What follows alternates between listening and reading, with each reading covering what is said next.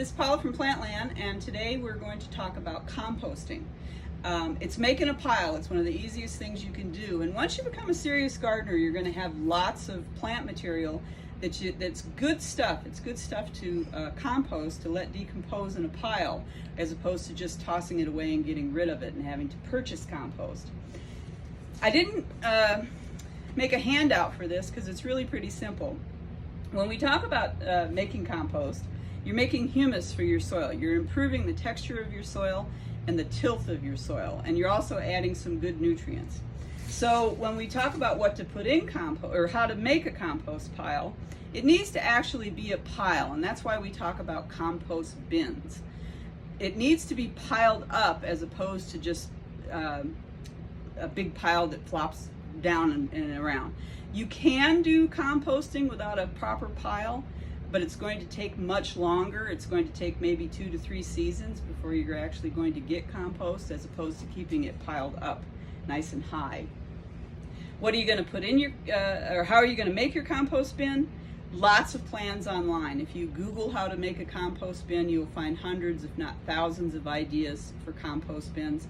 It can be as simple as just some wire that you make a circle out of, and you put one post in where the two ends of the wires come together. That's a compost bin. It can be as fancy as something you actually build from lumber and have 2 to 3 different bins going.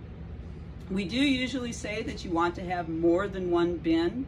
If you're looking to get your compost to decompose quickly, you're going to want to turn it, and you're going to want to have a place to put it so that you can rotate through your debris. When we say debris, what kinds of things are we talking about? We're talking about garden debris, we're talking about yard clippings, we're talking about grass clippings, leaves. You have to be sure that you're layering your compost pile, that you're not ever just putting a whole bunch of leaves in and then a whole bunch of grass and not layering that. Typically what I've done with my piles is grass clippings go off to the side, leaves in the fall go off to the side in piles so that they can be added in layers as I have other things to put in it. We do use kitchen scraps, vegetable kitchen scraps in our compost piles, things like eggshells, coffee grounds, tea bags, any kind of vegetable trimmings, any kind of vegetables that have gone bad in the crisper, anything like that. What you don't want to put in your compost pile ever is anything like meat. Don't put vegetable scraps in that have been cooked in oil or butter, something like that. Don't put dog waste or cat waste or human waste in your compost pile. Those are all nasty things to put in it. The other thing you want to be careful with your compost pile is 2 different things about weeds. One is, if you're going to put your grass clippings in your compost pile and you use weed killing products on your grass clippings probably have some of that plant killing chemical on them. So we wouldn't use our grass clippings that we've put weed killer on. Now that doesn't mean for the whole summer necessarily. It means probably for about a month after you've done a weed killing application. You don't want to put your grass clippings in your compost pile. You actually want to dispose of those. The other thing to be careful about is weed seeds. So if you're doing a lot of weeding in your flower beds or weeding in your actual garden and things have gone to seed, you don't want to throw those seed heads in your compost pile. The thing that we think of mostly for that is something like bindweed, which is the little morning glory looking flower with the white, pinkish, tiny little flowers. Bindweed seeds can stay viable in the ground for decades, literally for 50 years plus. So we wouldn't want to throw seeds of that into our compost pile.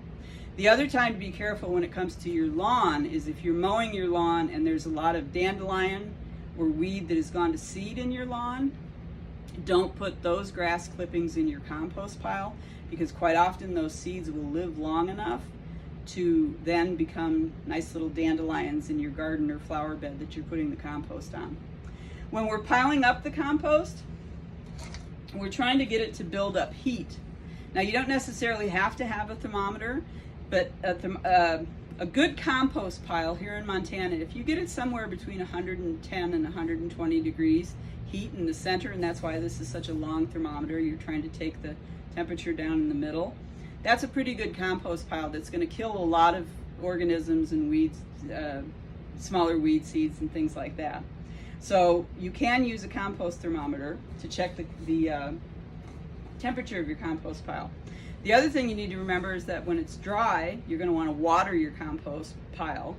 Typically, when you're building your compost pile, when you're adding layers to it, if it's dry out, if it's not raining out, you should add some water. Take the hose or a watering can or a bucket and put some water on the compost layer, and then put your next layer on and water again. And as we get to the drier days of summer, it can be important to actually water your compost pile. The other question is about turning your compost pile.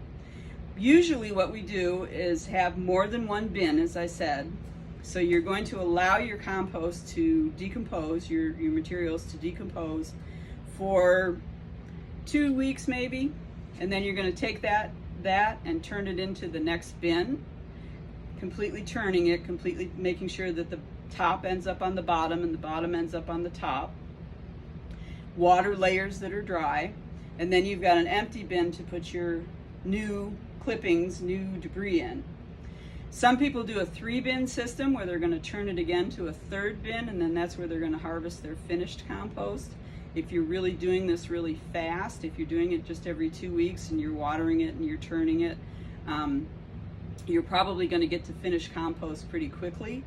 If you're not doing that, if you're just kind of letting those piles sit, it's going to take longer to get to that finished compost. So sometimes that's when that 3rd bin is a really good idea. Sometimes this time of year, when we've come through the cooler part of winter, you can use a product like Compost Maker, sprinkle it on your layers. So if you're cleaning up your vegetable garden now, or cleaning up flower beds now, or cleaning up something in the yard now and making piles, because it's a little bit cooler at night, you can add something like Compost Maker. You just follow the directions on the can. It's just something you sprinkle on. You can add that to your pile to kind of juice your pile. Generally in the heat of summer, you don't necessarily need this. Compost is a really good idea to take care of all that kind of yard debris that people come up with. A million ways to do it. The staff at Plantland can give you lots of help as far as how to do certain things. Like I say, it's really easy to find information online. The Montana Extension Service at MSU has very good pages on their web pages about composting. I highly recommend it. This is a very quick overview. If you have questions, get a hold of us here at Plantland. This is Paula from Plantland, and I hope you're all getting going with some happy gardening.